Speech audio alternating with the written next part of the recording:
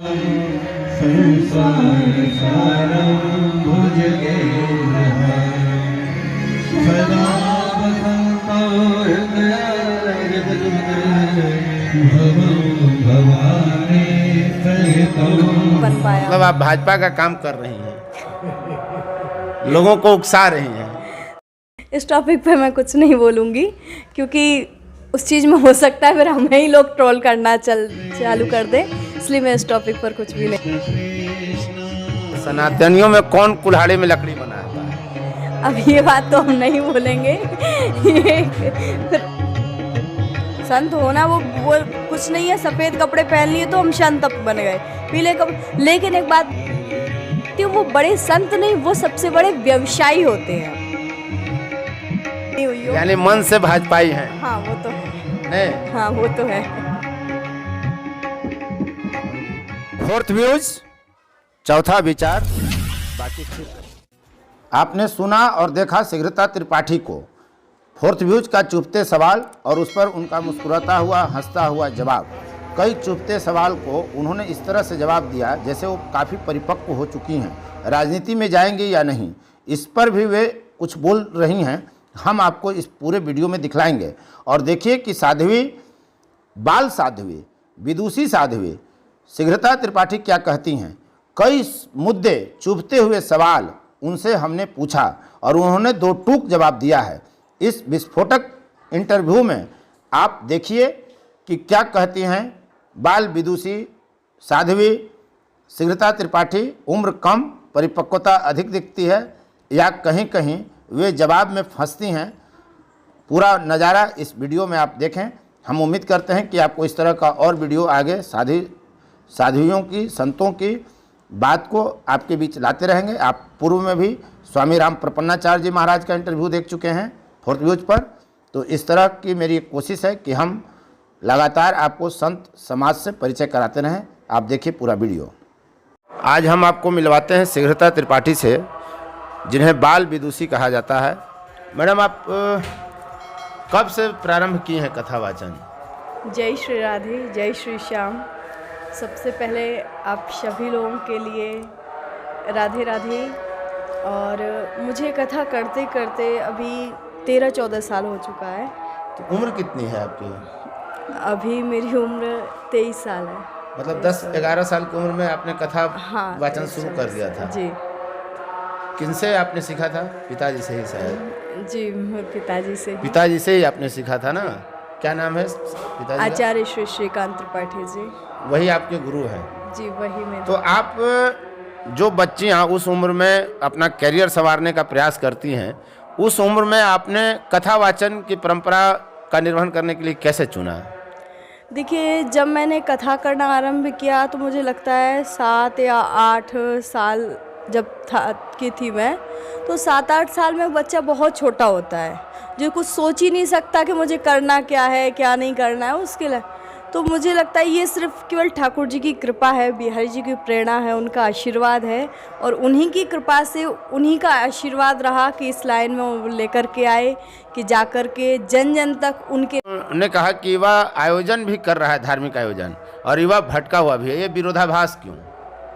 क्योंकि आज का जो माहौल है ना, आज के माहौल में दोनों चीज़ें हो गई हैं। कुछ लोग कहते हैं ये करना चाहिए या ये नहीं करना चाहिए। मैंने भी देखा है, कई लोग बोलते हैं, बोले आप कहते हो कि कथा सत्संग करने से पाप नहीं होता या पाप करने की प्रवृत्ति नहीं आती है, ये सब नहीं होता है। पर फिर भी आजकल लोग ऐसा हो रहा है, पाप भी बढ़ रहा है, पाप करने की प्रवृत्ति भी बढ़ रही है। लेकिन हम लोग जब रोड पर सफ़र करते हैं तो उस समय रोड पर हमने देखा हो कई जगह ब्रेकर बने रहते हैं। कैसे बोल पाती हैं आप वहाँ? ये तो ठाकुर जी की कृपा है। व्यासाय विष्णु रूपाय व्यास रूपाय विष्णवे। कहते हैं व्यास गद्दी पर जो बैठ जाता है वो विष्णु के समान होता है, या फिर यूँ कह लो जो विष्णु होता है वही व्यास गद्दी पर बैठ पाता है। तो व्यास गद्दी पर भी हर व्यक्ति नहीं बैठ सकता। जिस पर ठाकुर जी की अति कृपा हो जाए वही व्यास गद्दी पर बैठ सकता है। चर्चा वैश्विक लेवल पर यह भी होती है कि सनातन परंपरा या सनातन धर्मावलंबियों पर संकट आ रहा है। धीरे धीरे सनातन धर्म क्षीण हो रहा है और एक दिन हो सकता है समाप्त हो जाए या बहुत कम संख्या में सनातनी बच जाए। इस पर आप क्या सोचती हैं? देखिए, इसका एक मुझे जो कारण भी हो, बोले हम सनातनी, आपस में ही लड़ना झगड़ना वो चीज़ है। दूसरी चीज़, जब तक हम में चाहे कुछ भी हो, लेकिन जब तक हम में एक एकता नहीं आएगी हिंदुओं में, शायद आपको याद हो, मैं पिछली बार जब आई थी दाऊदनगर तब भी मैंने यही बात कही थी कि लकड़ी की क्या औकात की वो पेड़, कुल्हाड़ी की क्या औकात की वो पेड़ को काट देवे, अगर कुल्हाड़ी में पीछे वो लकड़ी का बैत ना लगाओ तो लकड़ी को कुल्हाड़ी नहीं, वो पेड़ को कुल्हाड़ी नहीं काटती, वो लकड़ी ही पेड़ को काटती है। सनातनियों में कौन कुल्हाड़ी में लकड़ी बनाया हुआ है? अब ये बात तो हम नहीं बोलेंगे ये फिर वही चीज़ हो जाएगी, फिर लोग हमारे पीछे पड़ जाएंगे कि आप राजनीति में आ गए। राजनीति में आने का इरादा है क्या? नहीं नहीं, ऐसा कुछ नहीं है। हम तो ना हम बीजेपी के ना हम कांग्रेस के, जो ठाकुर जी का है हम उसके। लेकिन सनातनी आप जब हैं, जब लिबास आपने पहन लिया केसरिया, तो ये मान लिया जाता है कि आप भाजपाई हैं। वो तो दिखता है, स्वाभाविक, बोलने से कुछ नहीं होता है, बस ये बात सही है। और ये बात भी सही है, इस बार यूपी के चुनाव की जितनी खुशी हुई हम सब लोगों को, शायद पता नहीं हुई हो लोगों को कि नहीं हुई हो। यानी मन से भाजपाई हैं? हाँ वो तो है। नहीं? हाँ वो तो है। कब जाना है भाजपा में? नहीं, अभी ऐसा कुछ इरादा नहीं है। चुनाव नहीं लड़ना है? नहीं। पक्का? हाँ, क्योंकि ठाकुर जी के शायद वो कुर्सी इतनी बड़ी नहीं होगी, जो ये गद्दी जो मिली है, इससे बड़ी कौन सी कुर्सी होगी जहाँ आकर के सारी दुनिया झुकती है। हम क्यों? यहाँ सारे नेता झुकते हैं, हम नेताओं के पास क्यों सारी दुनिया झुकती है, वो उसे छोड़ करके हम क्यों कहीं और जाएंगे। आपने यह भी कहा कि संत बनना बहुत आसान है, बाजार से कुछ रुपए में कपड़ा खरीदे और संत बन गए। आज मैंने आपका प्रवचन लिख रहा था तो मैंने ये देखा, क्या मामला है? देखिए, संत, आपने शायद अन्यथा लेना, आपने प्रश्न गलत किया। संत बनना आसान नहीं है, संत के लिए। हाँ, संत होना, बोले होना बहुत आसान है। संत होना वो कुछ नहीं है, सफ़ेद कपड़े पहन लिए तो हम संत बन गए, पीले कपड़े। लेकिन एक बात बोलूँ, संत बनने के लिए ये ज़रूरी नहीं होता कि हम सफ़ेद कपड़े पहने या पीले वस्त्र पहने तो ही हम संत हैं। संत वो व्यक्ति होता है, भले ही हमारे पास में लाखों की भीड़ हो, लाखों कुछ भी हो, लेकिन संत वो होता है जो अपने मन से शांत हो।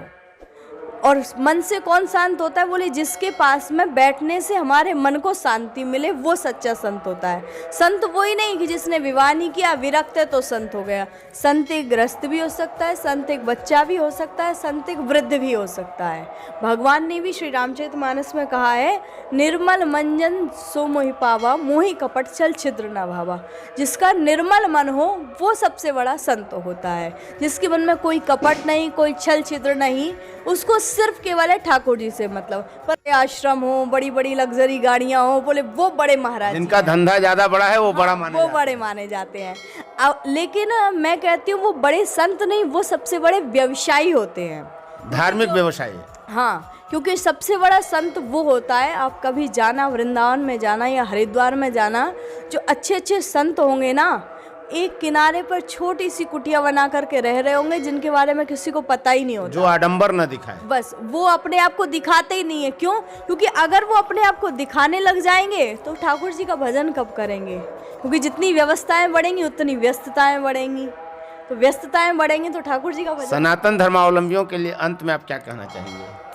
देखिए, मैं यही कहना चाहती हूँ कि जैसे हम लोग आज का जो समय है, अगर हम आज के समय को देखें तो आज का समय अगर हम लोग इसी तरीके से थोड़ा शांत बैठे रहे, जैसे आपने देखा भी राजस्थान में सालासर जी में गेट तोड़ दिया गया, साक्षात राम दरबार पूरा उस गेट पर था, वो गेट तोड़ दिया गया। करौली में मंदिर तोड़ा गया, अभी अलवर में मंदिर को तोड़ दिया गया। अब आगरा में देवी मैया के मंदिर के पीछे लोग पड़े हुए हैं कि वो मंदिर टूटना चाहिए, और सब शांत बैठे हैं। जब राजस्थान में वो मंदिर टूटा, अलवर में वो मंदिर टूटा, तो कहाँ गए थे सनातनी उस समय? क्या हम लोगों में इतनी ताकत नहीं है कि हम उस मंदिर को रोक पाते? अगर ये बात सत्य है, पर अब हर व्यक्ति क्या है, बोले हम जाएंगे तो हम फंस जाएंगे। अरे क्या फंसना, किस चीज़ के लिए डरना? आज हम लोग देख रहे हैं जो राम मंदिर बन रहा है, आज कब से राम मंदिर के लिए लड़ रहे थे, लड़ते लड़ते लड़ते लड़ते अब आकर के न जाने कितनों ने बलिदान दिया उस मंदिर के लिए, तब जाकर के वो मंदिर बन पाया। मतलब आप भाजपा का काम कर रही हैं, लोगों को उकसा रही हैं। देखिए, भाजपा कांग्रेस, मैंने भी कहा पहले, मुझे उससे मतलब नहीं है, मुझे धर्म से मतलब है। चाहे कोई भी पार्टी हो, मंदिर तोड़ने का तो अधिकार अतिक्रमण भी तो अनावश्यक करते हैं हम ना, बजरंगबली को आगे कर देते हैं अतिक्रमण करने के लिए। जो मंदिर आज से 300 साल पहले से मंदिर बना हुआ है, उसको अतिक्रमण कैसे आप बोल सकते हो? 300 साल पहले से, 300 साल पहले ना तो ये ट्रेन थी, ना इस तरीके से वाहन इतने चल रहे थे, ना कुछ नहीं था। ये सब तो अब कोई कहे कि वृंदावन में आ गए, वृंदावन में लोग कहे बोले इतने बंदर हैं, बंदरों को बाहर निकालना चाहिए। अब लेकिन बात ये है कि आप कोई कहे कि बंदर आकर के अतिक्रमण वृंदावन पे कर रहे हैं, वृंदावन पे बंदर अतिक्रमण नहीं कर रहे हैं, अतिक्रमण तो हमने किया है, वो तो उन्हीं का देश है। अजान पर बवाल है 2 मिनट 3 मिनट 4 मिनट का, जबकि आप लोग दिन भर बजाते हैं, इससे परेशानी नहीं होती है? इस टॉपिक पे मैं कुछ नहीं बोलूँगी, क्योंकि उस चीज़ में हो सकता है फिर हमें ही लोग ट्रोल करना चालू कर दे, इसलिए मैं इस टॉपिक पर कुछ भी नहीं बोलूँगी। ट्रोल होने से आप आदमी डरने लगा है समाज में? नहीं, देखिए, ट्रोल होने से नहीं, अब लोग उस चीज़ को अलग दृष्टि से देख रहे हैं, हर चीज़ को बस मैं और मेरा लोगों की नज़र में आ रहा है।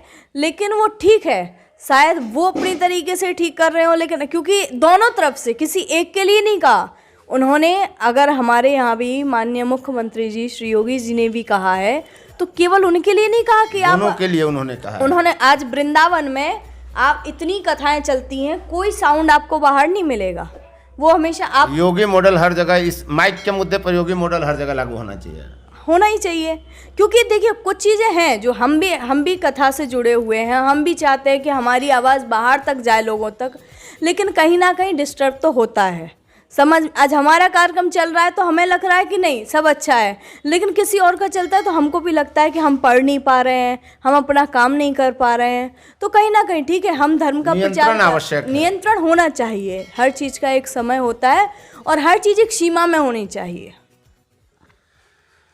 धन्यवाद। आपने देखा अभी राजनीति से लेकर अजान के मुद्दे तक पर शीघ्रता त्रिपाठी के विचार आपने सुना होगा। उम्मीद करता हूं कि आपको इंटरव्यू इनका अच्छा लगा होगा। धन्यवाद। फोर्थ व्यूज, चौथा विचार।